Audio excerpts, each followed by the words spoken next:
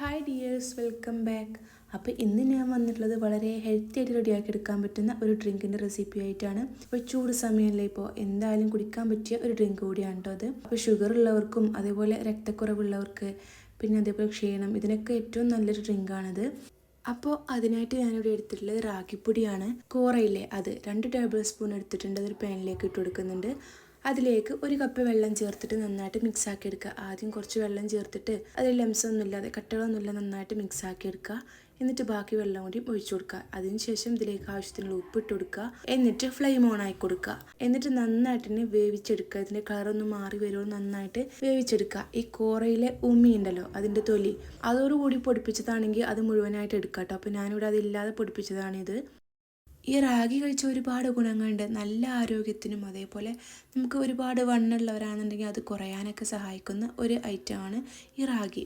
അപ്പോൾ ഇത് രാവിലെ ബ്രേക്ക്ഫാസ്റ്റ് ആയിട്ടോ ഡിന്നറായിട്ടോ ഈവനിങ് സ്നാക്കായിട്ടോ എങ്ങനെ വേണമെങ്കിലും കഴിക്കാം. ഡയറ്റൊക്കെ ഫോളോ ചെയ്യുന്നവർക്ക് എന്തായാലും ഉപയോഗിക്കാം കേട്ടോ ഈ ഒരു സംഭവം. ഇതിങ്ങനെ തന്നെയല്ല, റാഗി വെച്ചിട്ട് ഒരുപാട് ഐറ്റംസ് കഴിക്കാൻ പറ്റും, ഉണ്ടാക്കാനും പറ്റും. അപ്പോൾ ചോറിൻ്റെ അളവൊക്കെ കുറക്കാൻ ഇത് ഒത്തിരി സഹായിക്കും. വിശപ്പിനെയൊക്കെ നന്നായിട്ട് തടയും കേട്ടോ ഈ റാഗി കഴിച്ചാൽ.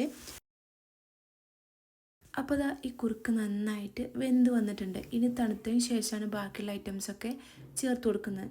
അപ്പോൾ ഇതാ തണുത്തതിന് ശേഷം ഒരു ബൗളിലേക്ക് ഇത് മാറ്റി കൊടുക്കുകയാണ്.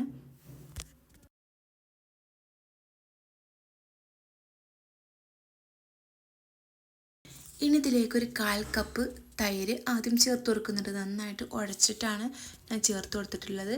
എന്നിട്ടൊന്ന് മിക്സ് ചെയ്ത് കൊടുക്കുക. ഇനി ഇതിലേക്ക് 1 കപ്പ് വെള്ളം ആദ്യം ചേർത്ത് കൊടുക്കുന്നുണ്ട്.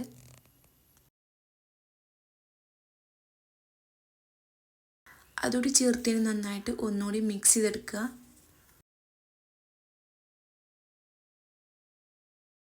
വീണ്ടും ഇതിലേക്ക് ഒരു 1/4 കപ്പ് കൂടി തൈര് ചേർത്ത് കൊടുക്കുന്നുണ്ട്. അപ്പോൾ പുളിയുള്ളതാണ് ഒന്നുകൂടി ടേസ്റ്റ് ആവട്ടെ ചേർക്കുമ്പോൾ.